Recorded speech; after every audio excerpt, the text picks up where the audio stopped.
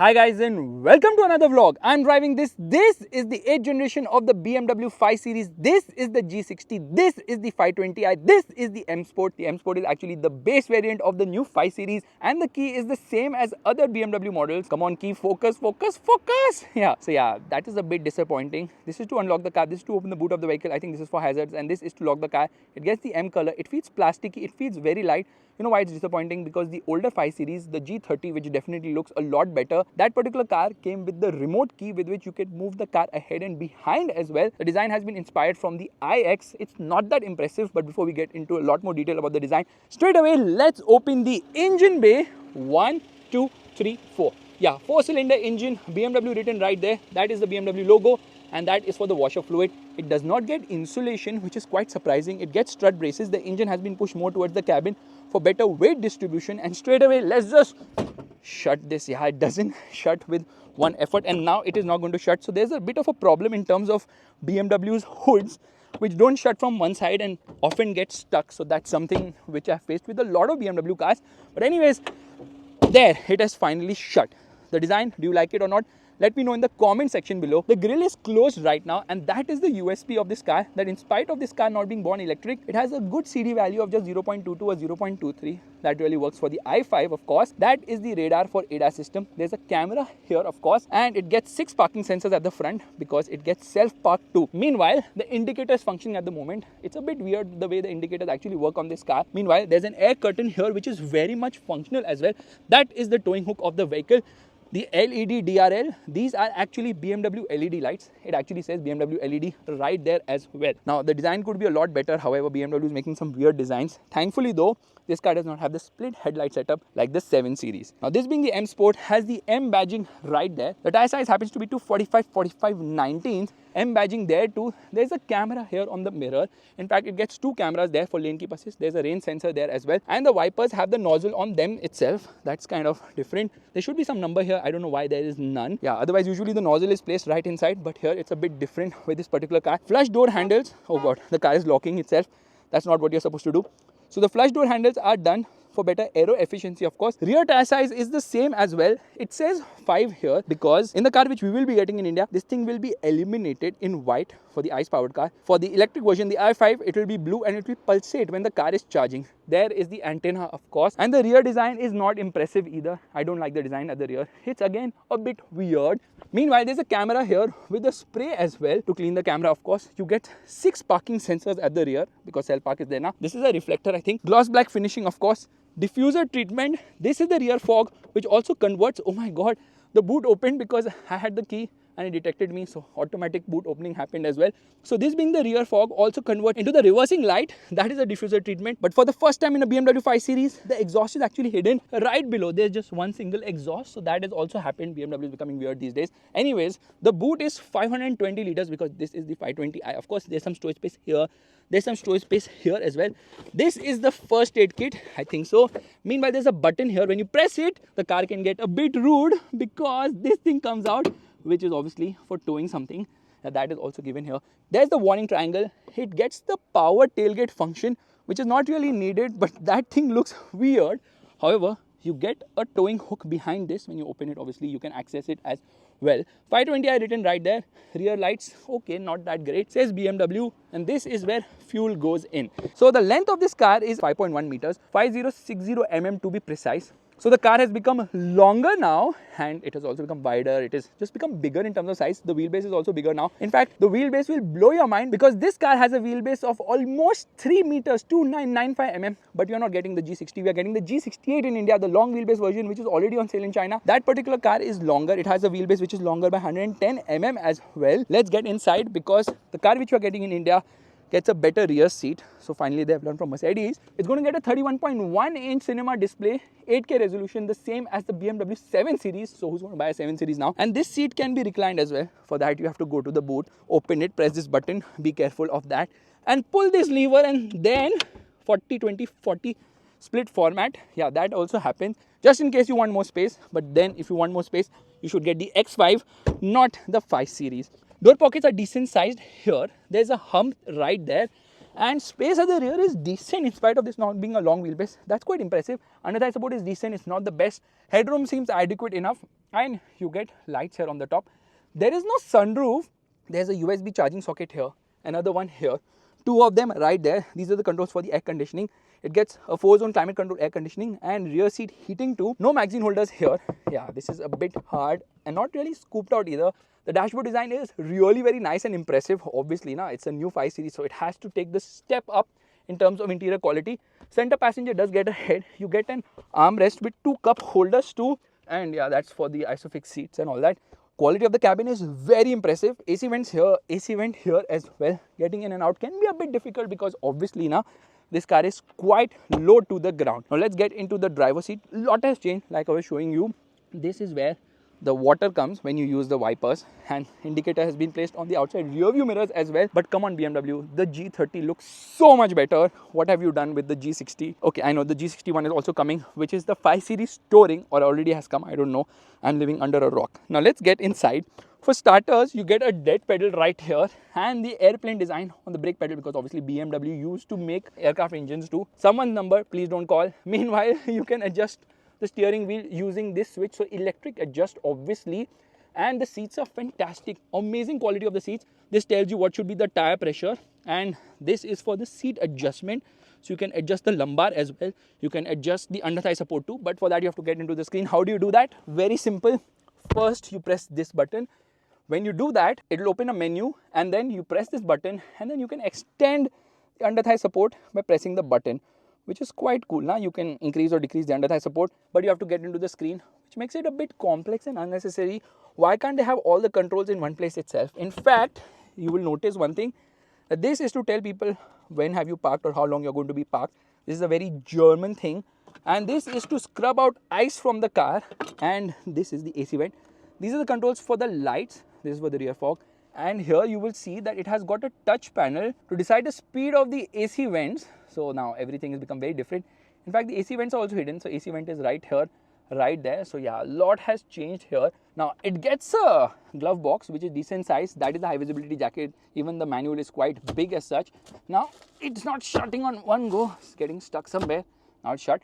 You get this sort of a carbon fiber lookalike treatment. You can also opt for aluminium look if you want that. The steering wheel is new. It gets the flat bottom treatment. It gets the M logo right here. This is to control the instrument cluster. This is for cruise control. Paddle says boost, which I'll explain while driving. It gets paddle shifters as well. This is a 14.9 inch screen. This is a 12.3 inch screen.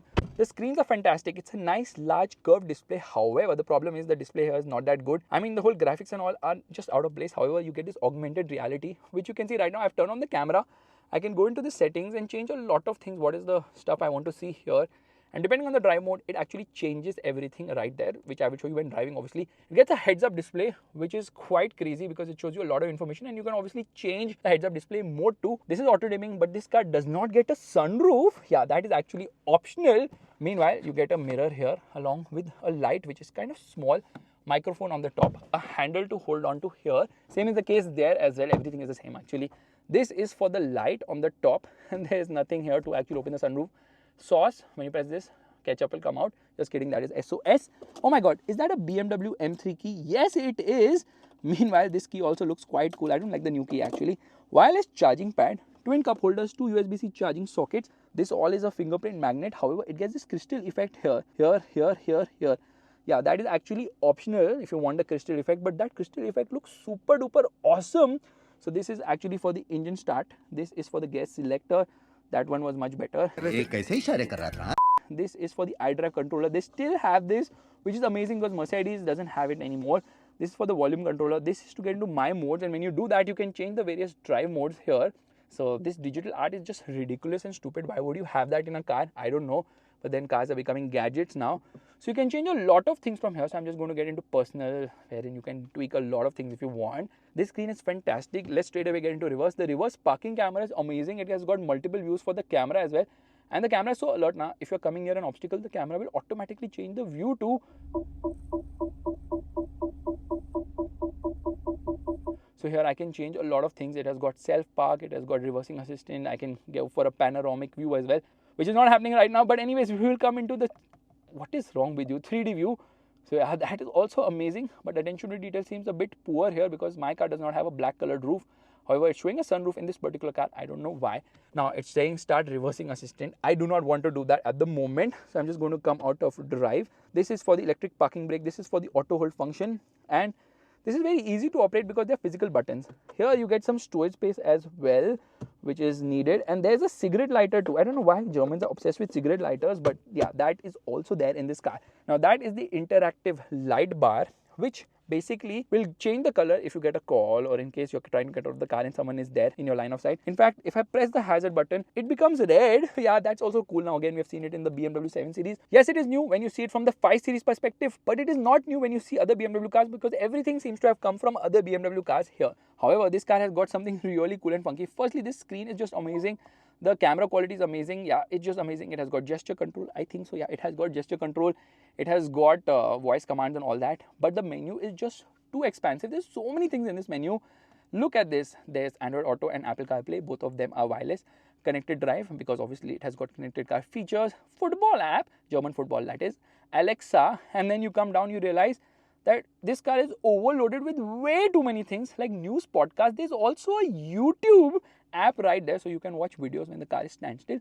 Why are they doing that? Because obviously there's an i5 version which is electric, so that when it's charging, people can do time pass. And for that time pass alone, they have come with something known as air console games. So you need to scan this QR code on your phone, and then your phone becomes a controller, and you can play games here as well. Isn't that like crazy? Cars are definitely becoming gadgets now, so obviously the screen is quite nice to operate. Now it gets Harman Kardon speakers. Bowers and Wilkins is actually optional in this car, which is obviously better in terms of quality. The quality, or rather sound quality, and the quality of the dashboard is just amazing. It feels so good, just like one of the best interiors in the segment right now. Yes, yeah, Mercedes-Benz is also doing great, but BMW is doing something next level only. So many things you can actually do here. The only thing is sometimes it fumbles to connect Apple CarPlay, so yes, that could have been a little bit better as well. Dual zone climate control. The climate control menu is always there, so that you just press this button and then you can turn on the air conditioning if you so wish.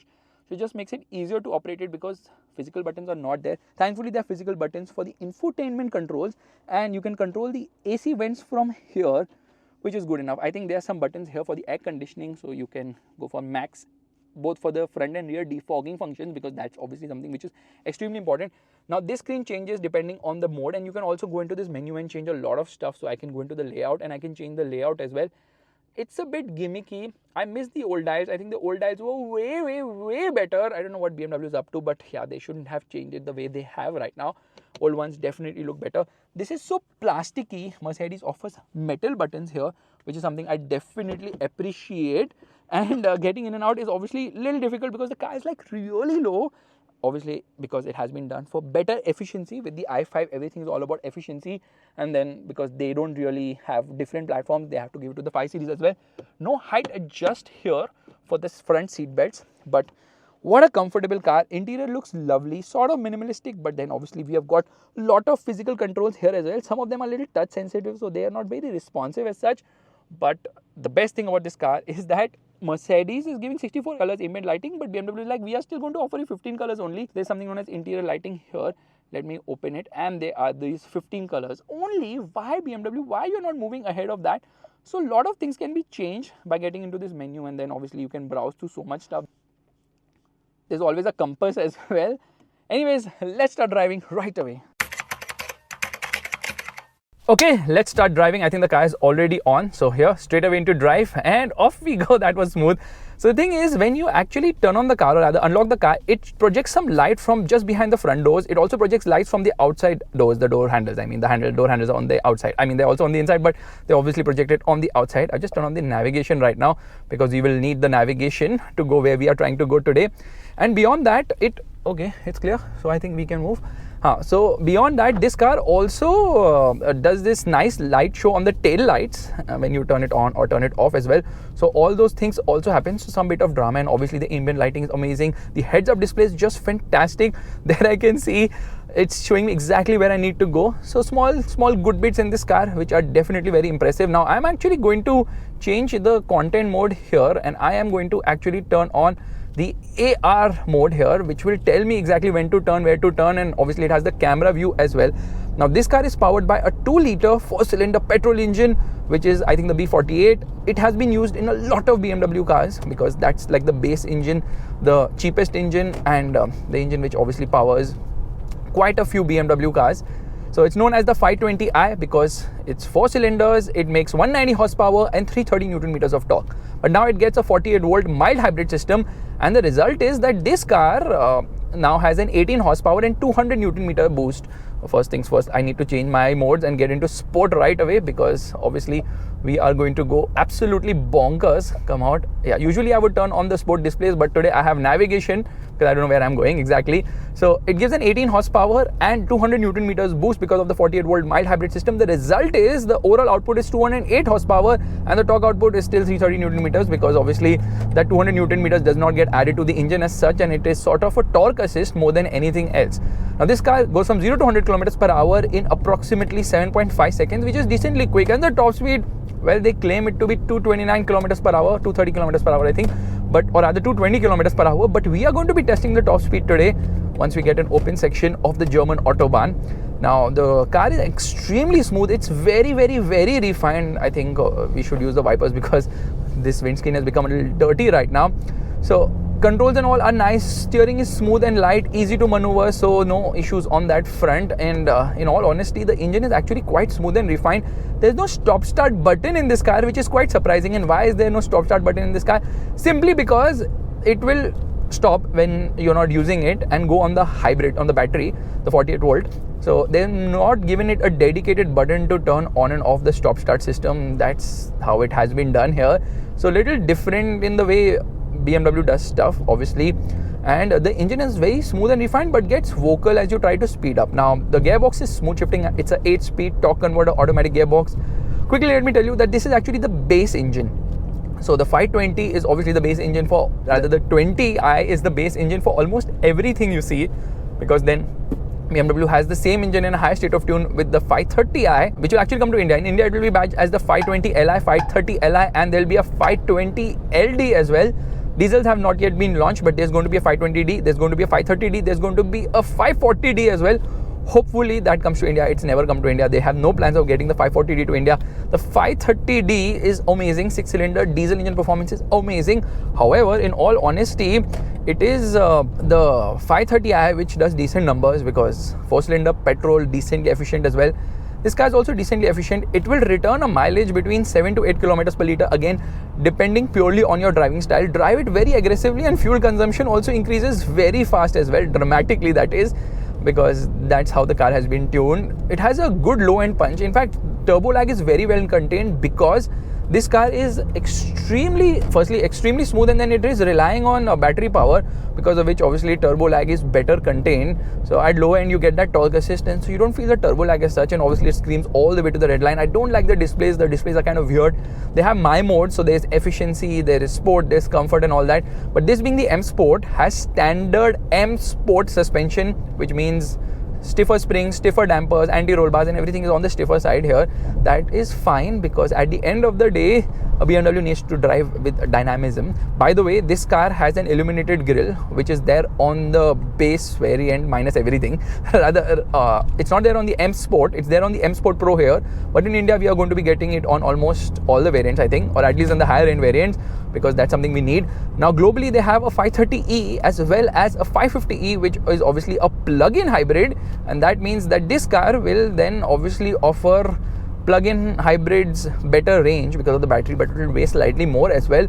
So with the plug-in hybrid, expect fuel efficiency to be a lot better as well, but don't expect that to come in India. Standard rear-wheel drive, this guy's rear-wheel drive, but the 530e and the 550e also get the option of all-wheel drive. Yeah, X-Drive is available there. So yeah, BMW is giving a lot of options in terms of the drive configuration, and powertrains are plenty as well. So yeah, there is, I mean, sky seems to be the limit here with so many options as well. Okay, de-restriction has started. The engine is fine, but it doesn't really fly as such. I'm getting the blind spot warning as well. It has got forward collision warning, automatic emergency braking. It shows you here, it shows you there. It's quite nice the way the system has been done, and this car does drive quite sportingly. It's not the sportiest as such, because yeah, I do realize that the steering is not very dynamic, but the engine does sound nice and smooth. de-restricted autobahn right now. I can do 200 plus, but unfortunately there seems to be a lot of traffic today. I don't know why there's so much traffic. Probably everybody is on this route right now. Gearbox is also slick shifting. It's not the fastest with shifts. It doesn't need to be the fastest with shifts, because at the end of the day, this is just M Sport in terms of aesthetics. Nothing else on that front which screams M Sport here. Okay, de-restriction continues right ahead. I think that's a Peugeot. Come on, Peugeot, move out of my way. Yeah, brakes are nice and strong actually. Very nice brakes. Good amount of grip as well. So in terms of performance, in terms of grip, in terms of driving dynamics and everything, this car is just fantastic. And if there's a car which is flying ahead, it could be a station wagon, and it is. It's a Volkswagen. We are doing 188 kilometers per hour.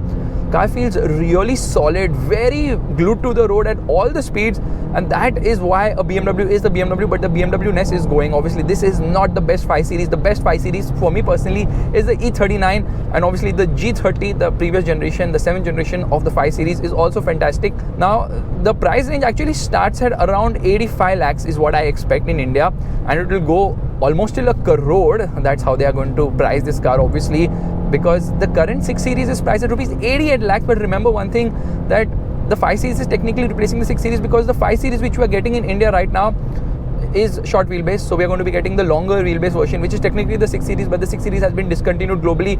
And obviously the 5 Series